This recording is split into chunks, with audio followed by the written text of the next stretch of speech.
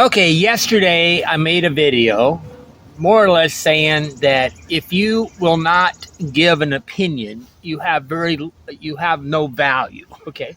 Or you could say you have value in proportion to how much you're willing to give your video, okay? And a person wrote me, which is kind of interesting because his name is either Tuab, Tuab, he's got a name, or it's Mike, okay, which is a minute that happens, that the name doesn't correlate with the email, it's suspect, okay? And at the end of the day, as a philosopher, as a person searching for wisdom and the truth, we try to find a clarity, okay? Because clarity is serenity, okay? I'm in a campsite. We just put up a 12 by 20 tarp over the top, so I hoping this works better to make it safer for a thing, but I'm breathing a lot of plastic. Okay, I'm camping out trying to emulate or have empathy with Henry David Thoreau. Okay, I'm going to read his email. I've only read it once, and it's not, I don't think he's a troll. I don't think he's trying to hurt me. I don't think he's trying to, I think his intentions are good. Okay, so I only read it once though, and I didn't try to think it, because I want to actually answer this without trying to maneuver you. Okay. Hey Andy, I recently stumbled upon your YouTube channel and your channel, and more specifically your video. If you have no opinion, then you're of no value. Okay, I love the video. It was very thought-provoking and made me rethink my stances on a lot of issues. Thank you. I had a few questions. Interesting. Almost every really good troll starts out with a compliment, and they try to get you to basically be real happy that you're getting the email. Then they bang away at you. But I've had so many trolls that it's really, I'm like, hey, now drop the hammer. But this person is, I believe, his intentions are well. I had a few questions that keep coming up throughout the video. Number one, I disagree, which is the normal, okay? I disagree with the title of the video for two reasons. One being that I think if you do good in the world, you have inherent value as a person. For example, if someone does charity work but doesn't vote in the election, I think that person still has value, because even if they don't have an opinion on the inside, they are doing good on the outside. Okay, right there, let's stop there. If they don't vote in the election, that doesn't mean they don't have an opinion. That just means they didn't vote in the election. They're not really the same thing. What I'm talking about is when a person is asked their opinion, they should be willing, especially to their friends and people that they care about, they should be willing to give an opinion. Okay, so he's talking about something that's not really related, that they don't vote in thing. Charity work is, maybe a good thing, maybe a bad thing. Maybe it's just, but I could talk all day on charity work. Okay, another reason I disagree is it becomes, sometimes I believe not having an opinion is the right thing to do, mainly when your knowledge in a field isn't high enough to make an opinion. So your opinion could be misinformed. Okay, yes. What he's proceeding to do right here is kind of interesting, because what I'm saying is a person that has value has an opinion. If you just refuse to have an opinion, then you're kind of a wanker, okay? Obviously, if certain questions, if you started asking me about atomic physics or something, I'm going to say, I don't really have any idea what to say, okay? Because I don't know, I don't even have context, I don't have any knowledge, which is fair, okay? So what he's trying to do is point out the exceptions, okay? And this is a very common kind of anti-intellectual, maybe lack of critical thinking way of doing things, is we try to find an exception to a generalization. Okay, I made a very hardcore generalization. Okay, and the the problem with generalizations is they're generally true, but they're always exceptions. Okay, and this is the fun part about a generalization. When somebody points out the one exception to the generalization, that does not negate the generalization. It just says you got an exception. And there's a lot of people that are sort of yes, no, they can't deal with the fact that there is generally stereotypical archetype traits to situations. There are definitely stereotype situations, okay? There are characteristics to a culture. Pretty much every single culture has certain behaviors that they do that creates that culture. That doesn't mean everybody in that culture does it. I mean, there is no such thing as a culture where everybody obeys one rule. Okay, that's kind of anti thing. But pointing out an exception doesn't negate the thing. It just basically you're pointing out an exception, which is, good. And that's why I say it in a very hardcore way, is because I want you to pick and extract the thing. So the goal, in a way, of a philosophical conversation defining the truth is to find all the layers and the layer cake of the truth. Okay, there's many layers to truth, right? Okay, so there is no such thing as an absolute. Okay, there's only different nuances. Okay, if you don't have an opinion on nuclear science, that's okay to say I just really have no idea. For example, if someone asked me my opinion on how to treat a patient's cancer, it would be safer to not have an opinion because my opinion is most likely to be wrong. Fair enough. Okay. I was wondering what you thought about that. I think that's the value of what my conversation was, is to make you think. I'm not here to be your friend. I'm not here to think. I'm here to provoke you to think of all the different gray areas, the nuances, the layers of reality and the truth. Okay, that's what I think. But I truly believe if you have a very even have a little bit of a decision on something, and you're talking as the father to a child, and he or she, the child, asks you your opinion, in a way, especially if you have a decision on something you're going to do, okay, there's opinions that are not put into actions. Like, truly, knowledge has no value at all until it becomes an action, okay?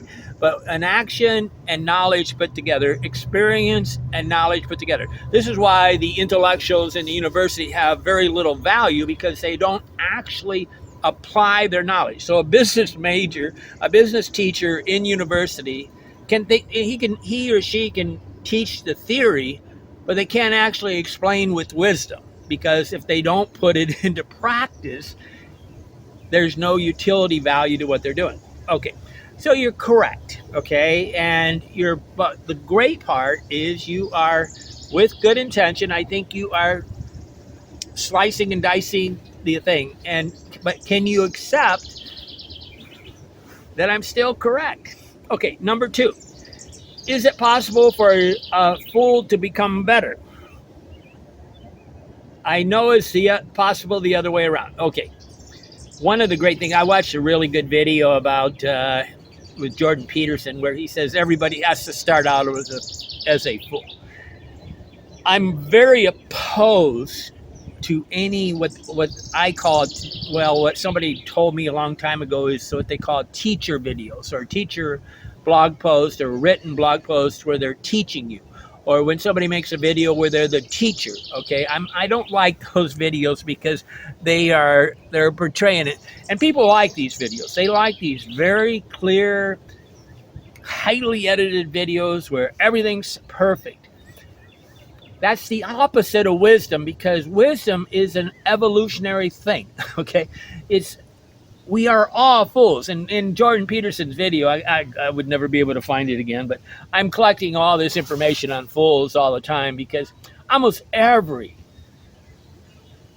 important person in the planet that is quotable comes up with comments on a fool. Okay, I asked the Chat GPT on, uh, and I mean Chat GPT is very liberal, provocative. I don't know, but I asked, tell me 2 or 3 quotes where Henry David Thoreau says says something about a person being a fool. And they said, oh, Henry David Thoreau would never do that. Well, I actually know for sure that there's times when Henry David Thoreau, for the most part, his whole book is calling society foolish, okay? Okay, and the word fool, without using the word fool, can you call somebody a fool? Of course you can.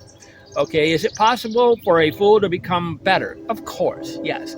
And that is the goal, to start out as a fool and realize wisdom happens with knowledge, experience, and practical use. So, yes, is it possible for the other way? Is it possible for, let's see, is it possible for a non fool to become a fool? Yes. We can constantly go in between these different levels. On the other side is when you're giving an opinion, there are comments that think. So if somebody said something 30 years ago that is now considered foolish, it really is a different person. Like I'm a recovering alcoholic. I haven't drank for 37 years. And what I did 37 years ago is a different person than I am today. And this is the goal. You don't want to lock in. I'm always laughing when you stand at a factory or something, and you see this a lot. People lock in at the age at which they graduated from high school. They'll come out of a factory and they'll have their cigarettes rolled up in their sleeve, and they'll have on their motorcycle jackets, and they do it. And there's people that just lock into the 1960s, the 70s. They believe for the rest of their life that time should stop at the thing. I'm often laughing when I'm listening to music and I go, can I actually listen to some new music? Okay. I don't really want to always be in the 1970s. Okay. But the goal of life is through constant iterations. The word iteration is a very good word to learn, because iteration means that you go back and you alter and you adapt and you change and you go back and become a better person. And so the goal of learning is to evolve. I'm always laughing that people graduate from university and they stop learning. Okay.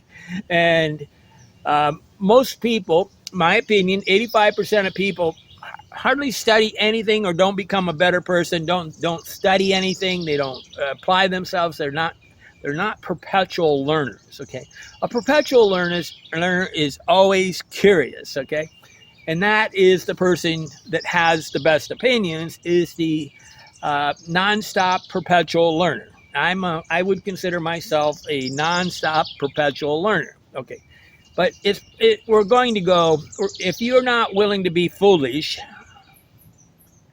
you're going to have a real problem existing in the world, because we have a discussion so that we can sort of expose our foolish thing, and then we're hoping we talk to a wise person that clarifies.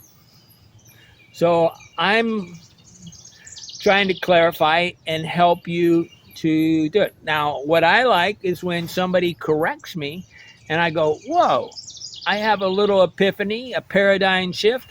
I become a better person. And so I do deep dives. What I do for me when I want to study something is I go get on YouTube, or mostly YouTube, or sometimes I read. It's a combination. But I watch on YouTube and I say I want to learn a topic of opinions. I would do a search for opinions, and I say, like right now, this is the real thing I was doing, is I wanted to know how to check my blood pressure. So I started making a playlist, and there's contradictory things, okay? And I collected, I've been watching like 10 videos on how to check my blood pressure with one of these cuff things, okay? And some people are going to say, oh, this is worthless, blah, blah, blah. They're very valuable, okay? There's good in anything. Okay, and this I want you to take out of it. If you can ever think, I love to take to kind of wind you up sometimes. In the British, they call it taking the piss. I'll go to McDonald's and I'll make a video. I'll go to Walmart. I'll make a video. I do this on purpose. I want you to realize there's very good things and very good products in Walmart. There's very good products in Costco, and there's really horrible products in things. There's really bad food in McDonald's, but the coffee there for 63 cents is excellent. And it's the one of the few places that actually is great for a digital nomad. You get an economical coffee. It's way too cold here where I'm at. I have to wear my jacket in there, but it has an electrical plug underneath. It's the shaded. It's even got tinted windows. It's a perfect place for me to sit there and work on my computer. Do I go gorge myself on French fries? No. I'll never forget my friend Mike. I said, "Why don't you come to the Philippines?" He said, "Well, there's prostitutes there." And I go, "Yeah, so?" And he says, "Well, there's prostitutes there." And I go, "Mike, you don't have to buy a prostitute." But see, people hook into and they whitewash and they greenwash. They act like everything should be perfect. The goal is to take the good and leave the bad. But when you are binary, where you could just act like everything is bad, that's not very intelligent. Okay, you made the point that all illegal people are bad. Well, I hope I didn't say it quite that way. Not all immigrants are bad. Obviously, the United States is a land of immigrants, and there are immigrants that are leaving their country for very good reasons. Like Venezuela is having a lot of problems. Okay, and they had hyperinflation, and the money became worthless, and became very difficult to live and buy stuff. On the other side is what I'm saying. What I really was pointing out, that a person that is willing to leave their mother, father, relatives, and whatever, especially in the Catholic family tradition, okay, and go to another country, is not the best person. Okay, a family, I'm saying the nuclear family is the best. Okay, community is the best, and the non-community. So if you're only going to another country for money, then to me, you're a prostitute. Okay, I don't like it when I beg some of my nieces and nephews. I said, you go get an MBA, you go get one of the best degrees in the world where you can get paid $150,000 a year, and then you work where they want you to work. I said, what you do is you choose the best place in the planet to live and then get a job. You don't allow the job to tell you where to live, okay? The idea is you're becoming highly employable. If you're going to go live in a place that is like Chicago, in the middle of Chicago, or New York City, it is why? You're doing it for money? So you're going to live in a bad culture for things. See, there's bad cultures and good parts. There's good cultures in California. There's bad cultures in California. There's good cultures in Chicago. There's bad cultures. Are you going to go live in a highly expensive, very, I mean, in a place where they won't even say hello to each other because they're afraid of each other? That's never a good idea. Okay, just for money. Okay, and these are the fine things of an immigrant. You made a point that all illegal immigrants are bad. I might have said it that way. I don't know, but what I am saying is that if you're breaking up your family just for money, you're a prostitute. Okay, but I think there are some exceptions. Of course there is. Yes, they do. Yes, those who do it just for money at the expense of family are bad. And he said it right there. But what about those running from persecution? Yeah.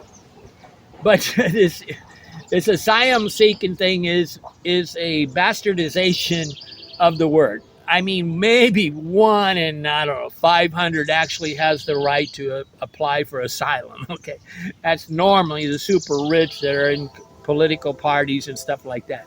It's not your mom and pop things and whatever. These when they apply for political asylum in the United States, it's a joke on the United States because that is just a lie. Okay.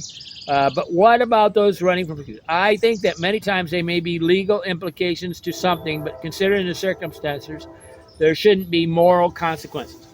Um, I like to call the Mexico. When I was in Mexico for almost a year, when I first started traveling, these people would come up to me and say, "Andy, can you help me get a job in the United States?" And I said, "Yeah." I said, "I'm no problem."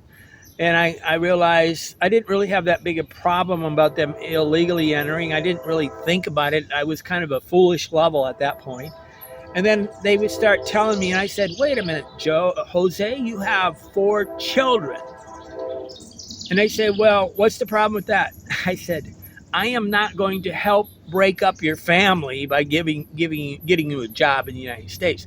I call it a Mexican divorce. And a lot of these people, yeah, 1 in 5 go and they send money back, and the other 4 don't. Okay, this is not the thing, but uh, there's this idea that leaving your own culture and into a better is the United States. What are they saying? Are they saying that United States culture is a better family, uh, community, morally, mentally? I mean, if you're a Christian and you're sitting there going, am I going to go to New York City to be a better Christian? Okay, I don't think so.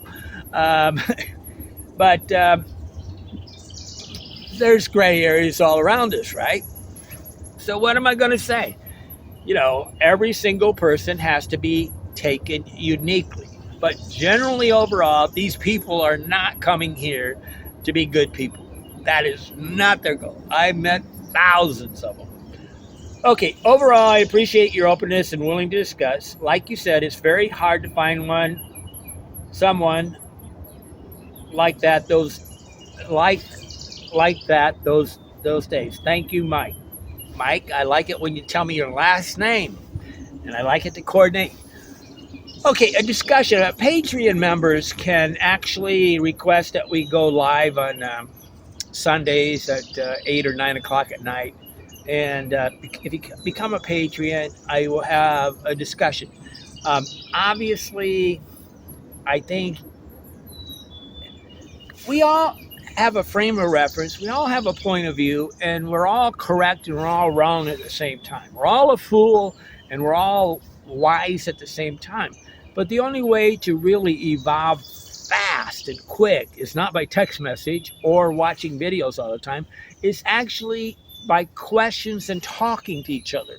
Okay, a person that will not give me their opinion and talk to me, what value do I have with them? You wrote me a thing, I appreciate it. You wrote me an email, I appreciate it. But I'm always laughing when somebody uses the wrong word. Like I was pretty embarrassed for Joe Biden the other day. I'm dyslexic, so I twist things around, and no matter what I do, I can say things backwards no matter what I do. Okay, and he does this all the time, and I go, "Golly, you're really picking at everything." Now, the goal of being an articulate person is you get better at it, and generally, I guess I would consider somebody that's going to be the president of the United States or something. They need to be very articulate, and they're not going to be very good if they're going to be like me and kind of dyslexic. Okay, I'm not going to ever be the world's greatest speaker because I will make these little gaffes no matter what. I made them when I was 12 years old. It's nothing to do with being senile. It's just part of my brain. My brain starts thinking about one thing, and then it switches, and then I get confused. And I have an overabundance of ideas happening in my head all the time. Now, what you did just see me do is I just read this a second time, and I answered it without trying to edit my opinions. Now, why did I do that? That makes me a better person. It makes the answer more genuine, okay? I want to give you a genuine answer without a rehearsal. And this is where I get concerned with people. They rehearse. When you see all those little edits and stop, that means they're trying to manipulate you. I'm trying to be your friend and talk to you as a friend. Okay. Life is good. Thank you very much, Mike. I like it when all the emails and everything. When you write me an email and you know, if you want to write me an email, I'm not trying to hurt anybody. I'm just trying to tell you that trust is knowing your full name, having the email match up with the name. I have a way to communicate with you, and we're in the process of becoming friends. A person that does not want to become friends, that just wants to throw peanuts from the peanut gallery at me, I don't know what to do. That's my opinion, and I'm sticking to it. I have learned that there's friendship that grows, okay? And there's friendship that is not ever going to be friendship because it's dysfunctional.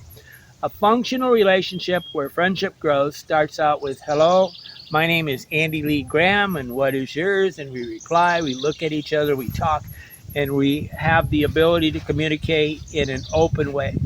And in my opinion, if you're afraid of the world, you're going to have a very difficult time. Better stay home. As far as a traveler, I'll never forget when I went to Iraq, and this guy Peter he kept just lying to these guys in Iraq. And I mean, it was very dangerous, right? We just dropped bombs on them. This is in 2003, September of 2003. And Peter would lie. And I said, Peter, people feel when you lie. And I said, you're making it very dangerous for me. Okay. They don't care.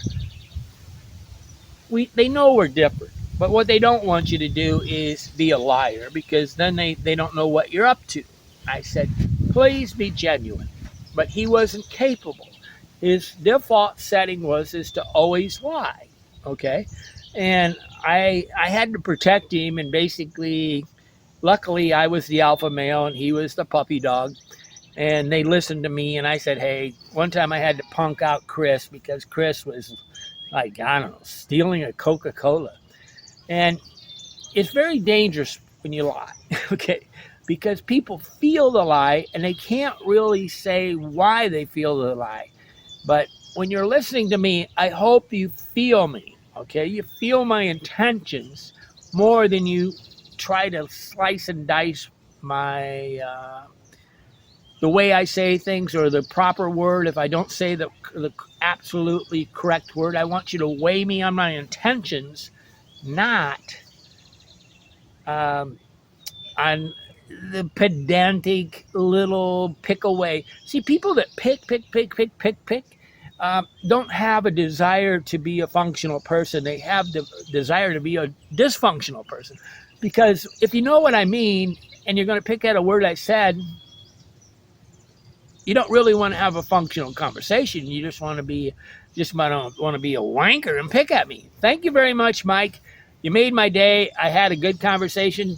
And the more I talk about an issue, but to be a good father, mother, friend, worker, we don't want somebody, they call them a sycophants or something, people that just agree with me. I want people that give me their opinion and let me make a decision. I don't want them to edit their opinions. I want them to be. But if you cannot give an opinion in a kind way, then you're not an adult, okay? Adults are capable of talking with highly disagreeable people, or people they disagree with radically.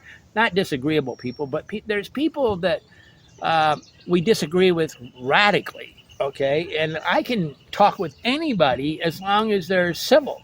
But we're coming into a world where people are no longer civil, and they don't believe they even need to be civil. Like with me, you have to be civil or I erase you from my world. You have to be conscientious. You have to be responsible. You have to be functional. Functional conversation is I talk to you, you talk to me, I talk to you, you talk to me. I have people that talk to me only when they want to. Okay, whatever they can get away with conversation. This is a generation of whatever I can get away with, I'm going to do. And that don't work with me. I mean, I just, there's a guy I got rid of because I said, you just write and reply back whenever it makes you happy. I said, that is not friendship. That is you just being entertained by me, okay? And you want to be my friend because you think I'm important. But I don't consider you important because I don't trust you. I want to know that if I call up my friend, they call me back. They feel a conscientious need. Conscientiousness is the most important thing of friendship, not intelligence. It's more, are they telling me the truth? So a philosopher, in my opinion, is a person that all they want to do is find the truth. And they're not going to lie. They don't believe in white lies. If you believe in white lies, you're definitely not a philosopher. Because a philosopher is the love of wisdom. And to me, anybody that believes in white lies and can come up with all these stories and how to bullshit somebody, that's a con man. I hope I hurt your feelings. I'm Andy Lee Graham. I don't really want to hurt your feeling. I want to provoke you to become a better person. I'm Andy Lee Graham. Become a patriot.